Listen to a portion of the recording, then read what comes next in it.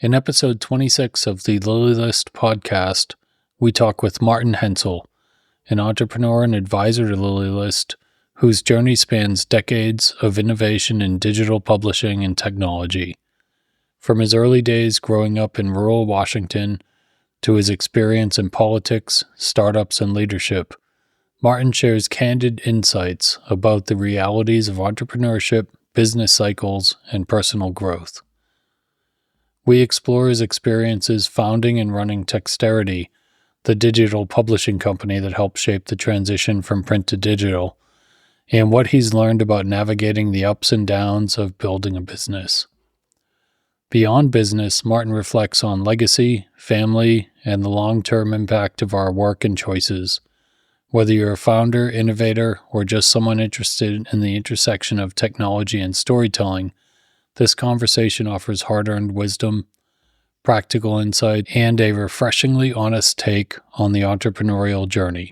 This episode is packed with deep reflections on success, failure, and what truly matters beyond business. Tune in for a thoughtful and engaging conversation with Martin. As always, visit LilyList.com for more information on the podcast and platform. You can also contact us from the website if you have questions or ideas for people or topics you'd like to see us cover in the future.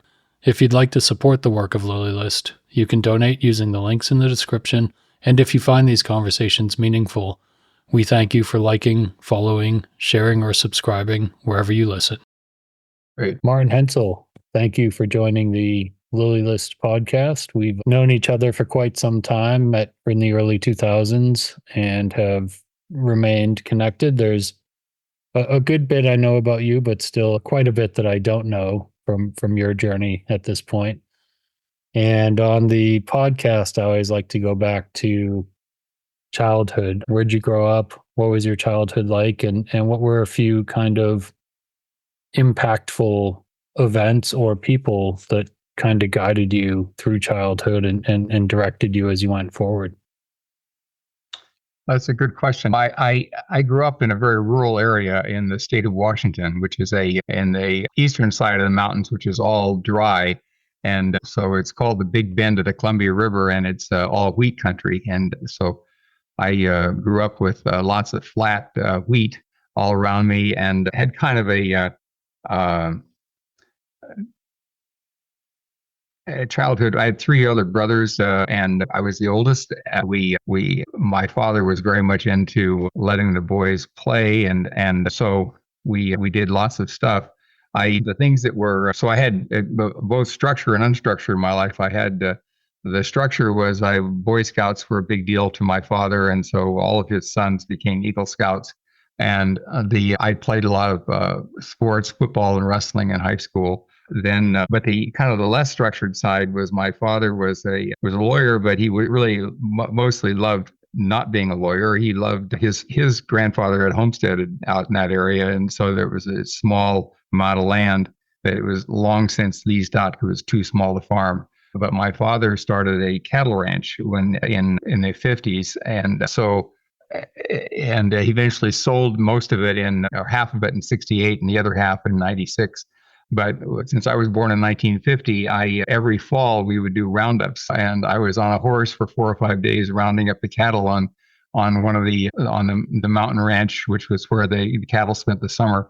And then we'd drive them down to this winter ranch, which was in one of these coulees out there that had been formed by the Columbia River years and millions of years ago, or maybe hundreds of thousands of years ago.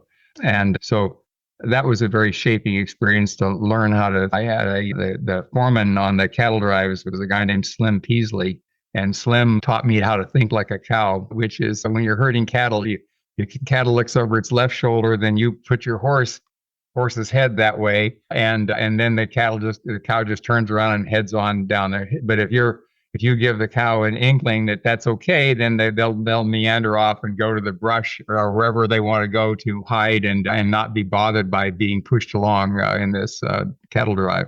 So that was a lot of fun. I didn't have a lot of guidance with regard to career or life. My father had been in World War II and was just kind of wanting to escape back to this safe place. And for him, it was a wonderful place. For me, there wasn't much going on except what I was generating myself, because it was was a town of less than 1,000 people, and the whole surrounding area was maybe had 2,000 people in total. And the school buses used to come from as far as 50 or 60 miles away, because it took that far to be able to accumulate enough people for a school. My graduating class had 31 people in it, so it wasn't a huge place. So I kind of drifted off to college. No real idea. I went to University of Idaho for 2 years, and then I'd gotten involved in student government. I had been student body president in this class, this small high school, and so I got involved in student government, and I ended up inviting a congressman from New York, a guy named Allard Lowenstein, who served all of one term, but he was famous for heading the Dump Johnson movement in '68. And he came out and spoke and said, "Hey, why don't you come back and be an intern for me?" And I thought that was great. Well, it turned out that really meant that I was a driver for him. Now, Allard wasn't, over time I learned Allard was quite the homosexual, and he loved guys that looked like me. So I think that there was probably some sexual attraction there going on too, but I was too naive to know anything about that. And so I ended up back in New York driving all around. This is the summer of 1970. The previous 2 summers, I'd been a firefighter and a smoke jumper for the Forest Service, but I kind of said, put that aside. I said, oh, well, that was my immature days. Now I'm going to be a mature, politically aware guy. And so I went to New York. And then at the end of the summer in 1970, I said, well, I'm not going back to Idaho.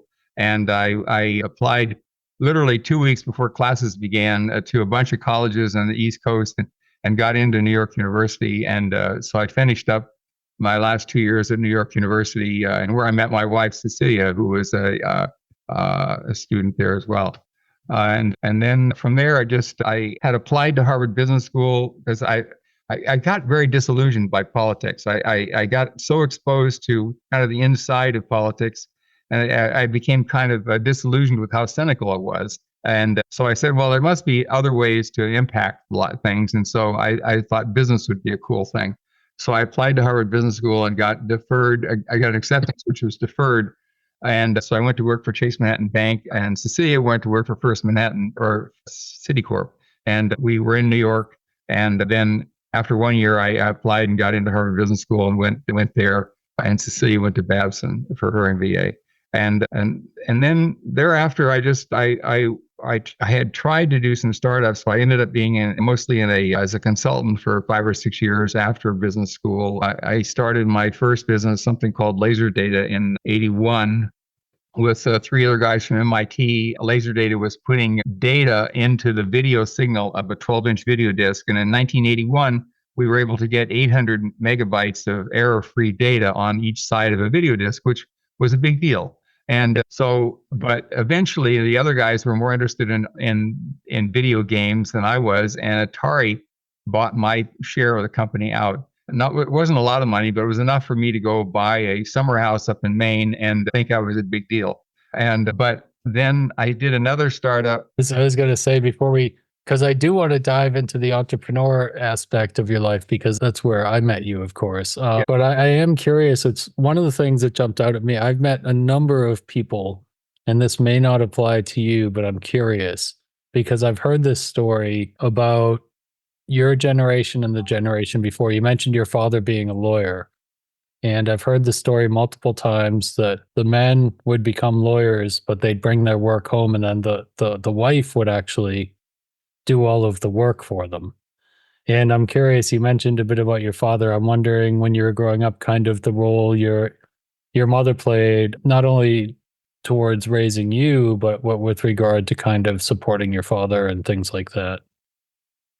So my mother grew up in Boise, Idaho, and which at the time was a very sophisticated city. Maybe it still is, but I mean, it was a major trading center, and her family was very involved in local politics, and she has fond memories of various Democratic picnics where she would be pushing campaign buttons for various relatives and stuff.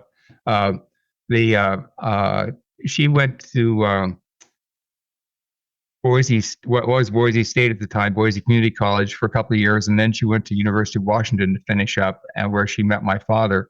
And I think she didn't love living in this little town of Waterville. It was just too small, but she just sucked it up and did it, and until he got ready to retire. And But I think she was the one that pushed us all out of the nest. She could very clearly see that there was no future in that small town.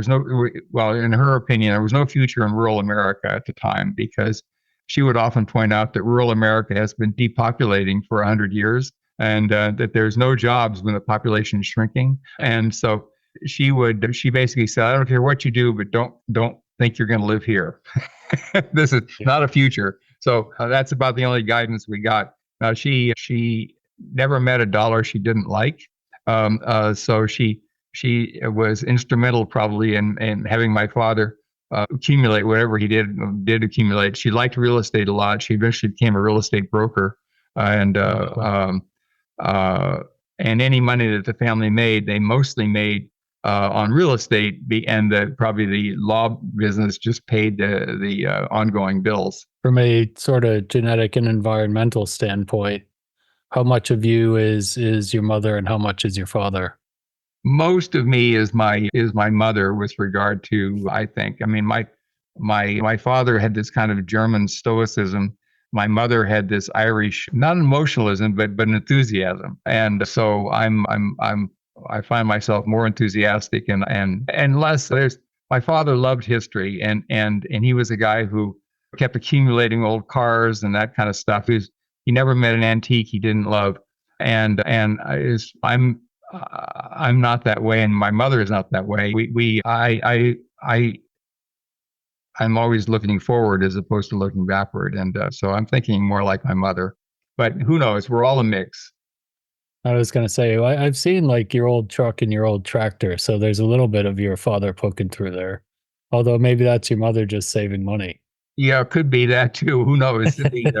I love physical work, and I have always loved physical work. That was kind of one of the things that defined you in this small rural town, was how much work you could do and what skills you had. Yeah. And so that was very formative of when I was a kid. Cool. And it sounds like, I mean, from that background, especially the Irish part, I get eventually becoming, let's say, not fully trusting of politics and moving towards business. And so starting the first company and then getting out with when they moved towards the video game end of things.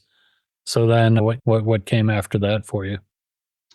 Oh, then I started a business that was, I don't know if you remember the Reader's Guide to Periodical Literature. It was in the early days, back in 1898, this H.W. Wilson started this business that was indexing all magazine articles. And so by the time that in the early 80s, they were beginning to say, well, how do we enter the modern era? And we wrongly convinced them that it would be a good idea to write abstracts for those articles. And that would then, plus the indexing, plus the abstract, it would be a better finding aid, and it could be then all done electronically. And so we created this business based in Cambridge, but the staff who was writing the abstracts was all based in Galway, Ireland. And we would produce every month. We'd produce, or maybe it was every week. I'm not sure now. We'd produce two things: a microfilm edition that came in a prepackaged container that had all the articles, all the abstracts going back from the history of the thing, and they were all typeset onto this microfilm. It was really elegant, and we also had it online at Wilson's online service. And but that whole business got overwhelmed by how cheap it was just to make the full text of the articles available, and so it didn't last but about 3 years or 4 years or something like that. And then I floundered a little bit after that, but by 1989, I went to work for something called Thomson Financial, which is they had another database called InvestText, which was all the research from stock market analysts that we licensed on a time delay basis. So within either 3 days or 5 days after it was published, we could then put it online, so all of the market value, the market changing value, had been extracted from it, but we would then sell it to people who were doing merger and acquisitions, because it still had lots of great data in it.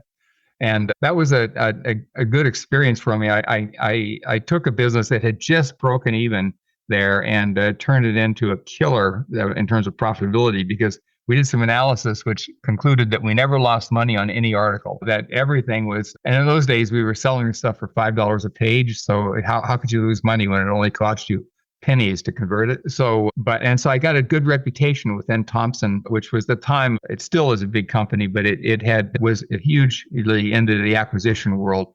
And so because I was doing so well with his online business, I got a lot of people kind of came through to see what we were doing and talk about what we were doing. And I talked at various Thomson events. And then they had a change in management in 91, and I was considered too arrogant and I got thrown out of my ear. And frankly, I was too arrogant. I thought they were all bozos in terms of I went to a meeting one time and with a bunch of acorns in my hand, and I said, "This is the future. You're going to have to invest in becoming a digital company." And they looked at me like I was crazy. But because I had all these relationships, so I got fired, and I had a little bit of severance, and I was just tired of dealing with a big corporation. So I started this business that ultimately became Texterity. I first started it with the name Martin Hensel Corporation. I don't know why I did it but I did. And I mostly consulted for the first 2 years it was mostly a consulting firm. I mostly consulted to other Thomson companies because they were all clueless with regard to how to take their print products and turn them into digital products. And so I spent the coldest winter of my life in Rochester, New York, helping some legal companies up there figure this out. But then I just basically kept expanding. And so I was very interested because I'd done all this typesetting work back in the abstract world, automated typesetting. I got Texterity into automated typesetting for using a typesetting tool from England called 3V2, and Rachel eventually became the expert in 3V2 for Texterity. But we did all the dictionaries for Houghton Mifflin. So they wanted to manage it all in HTML. So we said fine, and we did all the typesetting in the back end in an automated way. So they would every night or every time they wanted to, they would just send us files and we would process them and send them back PDFs for them to proof. So in their whole process, they could continuously see how they were doing. And eventually they'd send the final set off to be printed. And then Simran Boozer joined me. I had met his wife. She had been the director of marketing at InvestText, and when I was the general manager there, so I met Simran through her. And Simran had his own kind of checkered employment history. And so at some point he was available and he joined me at Texterity. And Simran's a great source of new ideas. He's always thinking about new things. And he came up, he said, we ought to get into ebooks. It's the early days. And so this was in maybe 2002, something like that. And the Texterity by that point had been around a decade, and it had enough, maybe it was even earlier than that. It had enough cash flow to be able to do some experimenting. And so we got into ebooks and ebook conversion, and we were really good at it. And but the market, everyone was enthusiastic about it, but consumers at the point, so that everyone said, "Oh, they convert," and we did it. And then all of a sudden, everyone realized that no one was buying the things. So all that business stopped, and so we were scrambling around, and Simran came up with, well, let's do digital magazines. That would be something that's similar. We're converting. We know how to convert PDFs. We can do this. And he came up, I think, with the prototype on his own for this, and then we launched this. And it's something at some point there, either before or after that, we raised our first venture capital money. I still don't know if that was a good idea, but we did that. And one of the things I learned eventually is that when you raise venture capital money, you basically start a timer. And that timer is the maximum amount of time that the investors will stick with you before they want to exit.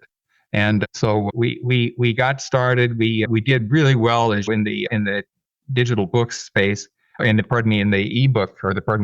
digital magazine space.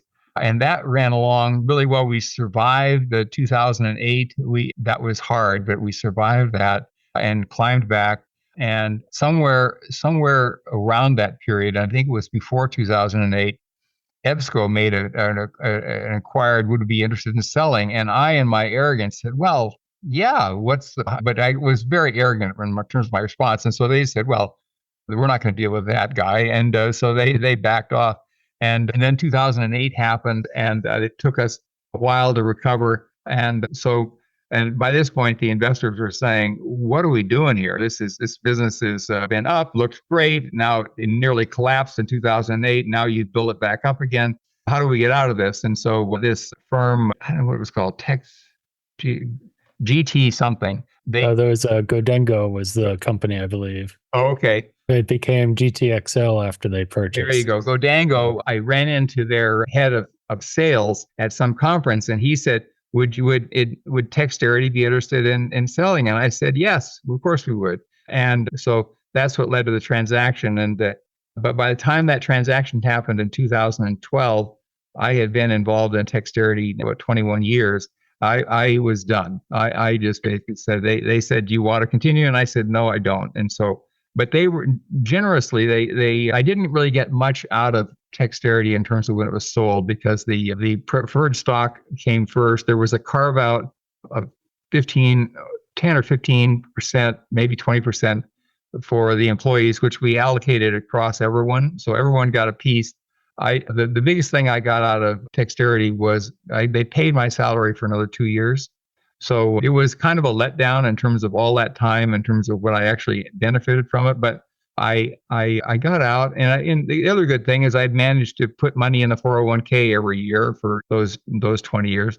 So I'm not starving, but it turned out to be a lesson in humility because I think one thing that I would say about myself is I have not been early on. Early on, I was not a very humble person. I've become more humble as time's gone on. And so I think life does that to all of us. So. Yeah, well, it certainly did it to me.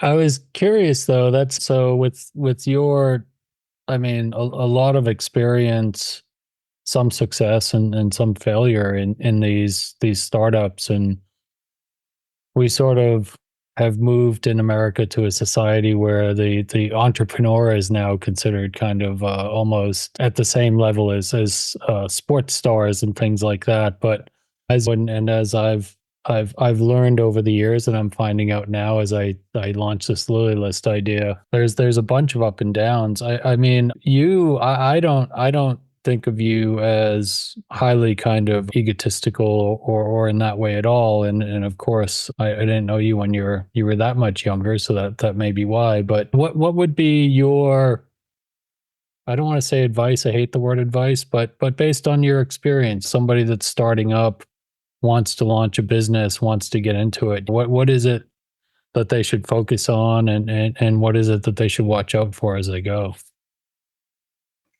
Well, it's hard to know. I think the most people who build successful businesses, if we ignore being early in the technology world is sometimes helpful. It certainly allows you to raise money because there aren't many other people for investors to put money into.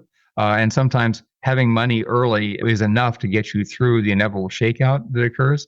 But I see most people who are successful in running their own businesses started small, doing something themselves, and something that they were intrigued by, and it built from there. If we look around in our lives, the most common success we see are local tradesmen who have started business. They were a landscaping business, or they were a tree service, or they were a cement contractor, or they were something else, and they started off out of young working in that business and learned it, and then built something up over time, and it turned into quite a good story financially for them eventually. I think one of the things that I had to forget a lot about that I learned at business school was all about I want to say gimmicky success. It wasn't about generating value for the customer, and ultimately big success stories are built around value for customers, and they're not about financial gimmicks. They're not about. If we look at the history of businesses in America, most of them gets started by people like you and I. They get some professional managers eventually turn them into bigger things, and eventually some financial guys completely screw them up and but extract every last dollar out of the business as possible, and the business eventually fails or gets merged or something like that. So that's kind of a life cycle of things. So I'm not a real fan of financial gimmickry, and I am a real fan of figuring out how to create value for people and just repeating it and doing it over and over and larger scale. But when I was early on, for me, I was so taken with electronic publishing. I thought that was just the be all and end all. And I completely missed the web. I was so into database publishing that when the web came along, I said, well, it's another channel. I didn't think about it as world changing. And of course, I missed it completely. But I don't know if I really answered your question, but I don't really think there is one answer. If I really admire people who build businesses without a lot of capital, and I have seen great people very frustrated by the process of raising capital, and so if I had a classmate in business school whose father had been a CEO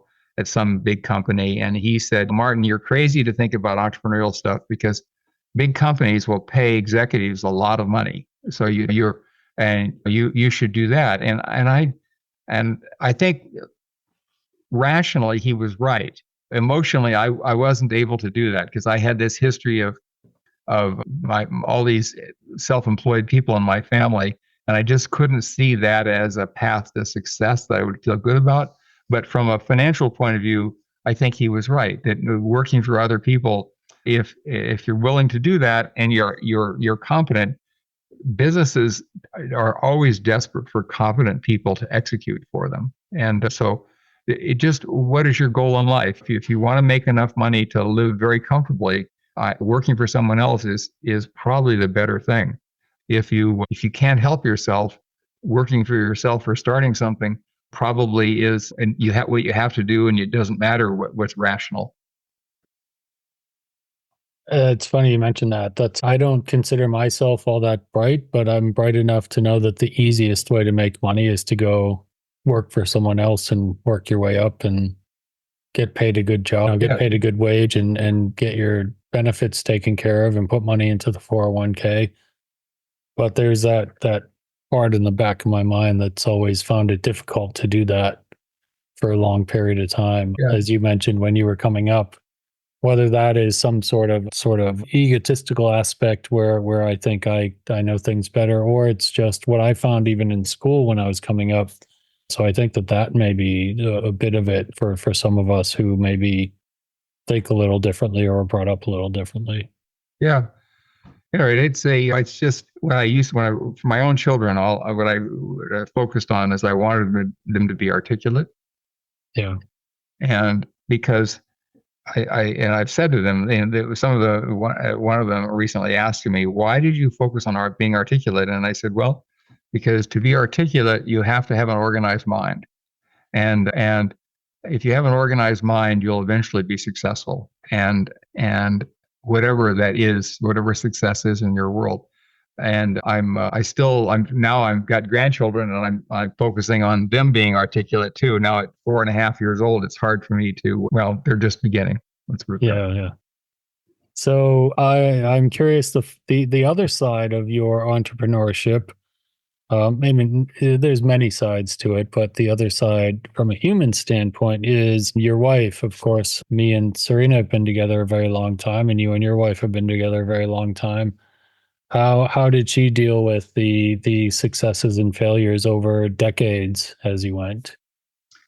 She hated the uncertainty of the entrepreneur side of things. And she's Italian, and her father had worked for the electrical union in New York for his whole career. And as a first generation, she's, I think, much more practical and less entitled than I was in terms of, so the idea that I would want to seek existential rewards somehow in what I was doing is foreign to her. So she was, her attitude is, well, just get a job. And so I was always kind of defending, and why I'm spending time doing what I'm doing, because it's just get a job. And she was probably right more than wrong, I'm guessing, as you went. Oh, definitely right more than wrong. So that is what it is. Okay. And so now we touched on it a bit. You've got grandkids now, you raised your own kids. You're still doing entrepreneurial work. How are you balancing things at this point in your life between the professional and the personal? And how do you kind of make sure that you focus and prioritize on the right things? So the professional is definitely the lower priority at this point. I'm involved in a couple of businesses, but neither of them take more than a day or a day and a half a week. I'm mostly what I've been doing is trying to be a companion for for everyone in the family. So the tractor is an example of being a companion that allows me to help a nephew and a son who both have some properties that need to have logs cleared and that kind of stuff. I do a lot of babysitting for grandchildren and try to be engaging with them. We'll see. I'm as I have mentioned to you, my mother is still alive at 98, and so I'm 74. So I'm unfortunately probably going to be around a while, and so I still have the long view in terms of I see trying to influence these grandchildren as an important part of what I should be doing. We'll see. I'm still willing to try things, and I just tried to buy a big diesel truck the other day, and I wasn't successful. I was bidding on it, and I lost the bid.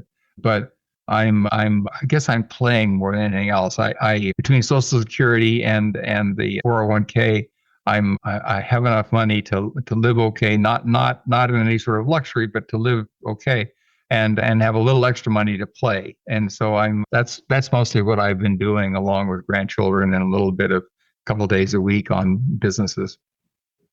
It's funny you mentioned the long view. As I get older, my eyes get worse. And so I think I'm still looking at the long view, but I can't see as far as I used to. So, Well, that's true. That's true. I had this thought the other day where all of us were focused on looking at AI and what it can do. And I thought that I had was, all right, let's assume that it does everything that it's supposed to do.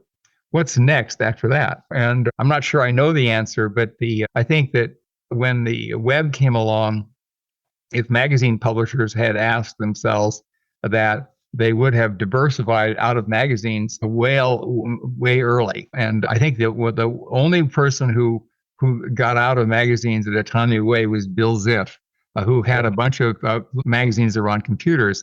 And I think he got out because, well, he had cancer and died eventually, but he was a very smart guy, and I think maybe he had made money by being early in things, but he hadn't been piggy to stay too long with them. So he just eventually said it's time to get out. I met him and his son-in-law and stuff because they were investors in the laser data back in the early 80s, and it was fun for me to have that kind of exposure as a young guy. I was 31 years old then. yeah, cool.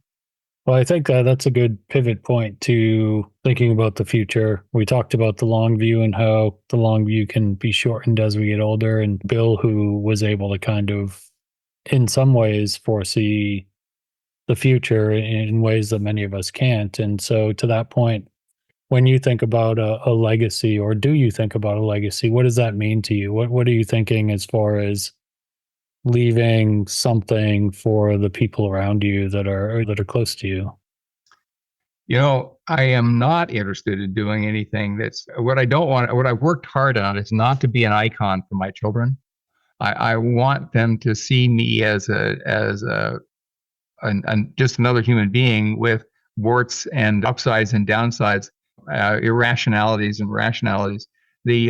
I think too often our parents become codified in a way that doesn't allow us to see them, and because we can't really see them clearly, they lose the ability to help us. And I often say to my children, I've done you the favor of not being too successful, because we all see children of highly successful people who are completely fucked up.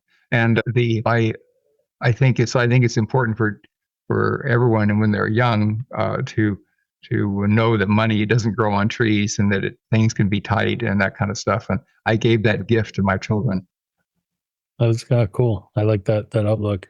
The last thing I'll say is, well, that's a second to last, and then there's one more question I always ask at the end. But it's funny, I've sort of come to LilyList and really focused on the storytelling aspect, capturing and sharing stories. It seems what myself and many others have given feedback on, that's kind of an important aspect. And a lot of your work, as you were talking through, I didn't know about kind of your start in entrepreneurship, but in a way, your focus on the media side and capturing data, and then moving into even up to Texterity, where we were converting and sharing data, right? Making it more possible to reach wider audiences. It was all kind of around capturing and sharing storytelling. And to that end, do you do anything to kind of capture these stories? Are you a writer? Do you record anything? Is there 8mm tapes or anything like that? No, I have had no interest in recording anything, not photographs, not journals, nothing. If it isn't on today's do list, it doesn't exist. Yeah. And the only thing that I am worrying about in terms of long term is children and grandchildren. But this idea of somehow, for me, this is a pivotal way. I'm not looking whether as a personality you're looking forward or looking backwards, and I'm kind of militantly looking forward all the time. Yeah. Uh, So nothing you're thinking about sort of messages to grandchildren or great grandchildren isn't on your mind at this point. Not at all. Not at all. And I don't. Anything I could say would be misinterpreted, I'm sure. Yeah. And so I don't want to say anything like that. I just want to say nothing. I just want to. If they have any memories, I want them to be positive. I want them to see me skinning my knuckles while I'm trying to repair the tractor and using French language that embarrasses them, and to see that that's okay. That that's just part of what you do. So that political life that you left behind is at least still in there a little bit anyway. How do you mean? Well, you don't want anything recorded that could be held against you in the future. Oh, So. well, I suppose it's but I know I have no interest in a public life. My father used to say that only fools' names and fools' faces are found in public places. Yeah. So he was a very and that's part of the thing I've taken away from him. He a very anti-public guy, and so I've been perfectly willing to be. It was hard for me to be a salesperson. I had to like get into a certain mindset to be able to be an effective salesperson. Yeah. Well, you and me both. I'm still not sure I'm in that proper mindset yet, but I'm trying. So Yeah. Lastly, I think I already know the answer to this, but I'm going to ask anyway. As far as the legal aspects, we all know we're in America, and at the end of the day, we need wills and medical proxies, things like that. But I'm assuming you've got all that stuff set at this point. We do. We visit it every 5 or 6 years just to see if it's still coherent. But I've got a pretty simple estate. So there's just some stock market money and a condo and a tractor, but that's not very complex. And so, and we have all the living wills with regard to no extraordinary efforts for resuscitation, that kind of stuff. So I'm giving everyone else the opportunity to pull the plug when they think it's time. Yeah, all good. Well, I will say I thank you. You and I guess we met, I think it was 2003. One of the things that get lost in entrepreneurship is, well, sometimes the lives that are also impacted for good and bad, as we both know, as companies go in the US. But it's funny you mentioned consulting. Before I joined Texterity, I had worked at an internet startup that was sold, and I left there and I was doing consulting, and my youngest brother died at 19 in June 2003. And so I kind of dropped out for a bit. I didn't really feel motivated to do much. And I joined Texterity, some lowly position. I don't remember what it was, but I responded to an ad and joined. And it was a great place for me to kind of put my head down and work and get my head together. And I met people that to this day I'm still not only talking to, but friends with, even Shannon, who's helping with Right. LilyList, and Adrian and Chris and everybody. In addition to what from the business side or financial side, there is also the people aspect. And so I feel grateful to have had that opportunity to connect with you. And then at this point, I think 20 plus years now, I can at least call you a friend. So I appreciate Yeah, everything you've done. absolutely. I was very transparent at Texterity with regard to the ups and downs and where we were cash wise and all that kind of stuff. So it probably was a little bit anxiety producing at times for people who were working there. At the same time, it was freeing for me because there were no secrets, Yeah. and I'm not good at managing secrets. So I just it was fun actually. Eventually, it got to be fun. Now, whether we build a business that was, I'm astounded that the business is still functioning 12 years after it got bought by people who aren't really paying attention to it in a way that they should be. But it's still, there's momentum there that's keeping it going. Yeah. Well, for me, like I said, I really sometimes more than I should focus on the human side, I guess, or I shouldn't say more than I should, but it's kind of my makeup to some extent. So Yeah. I appreciate it. I appreciate all the conversations we've had and we still have, and your experience and the guidance that you have given to me. So I thank you for your time here, and I hope that your long view is nothing but pleasurable as you go forward. Well, thanks. Good to spend time with you. Thanks for your time and taking the time to talk to me. Great. Okay. Thanks very much. You can't hang on to yourself. You don't have to try not to hang on to yourself. It can't be done, and that is salvation. The most important thing for anyone to realize is that you and every person you see will soon be dead.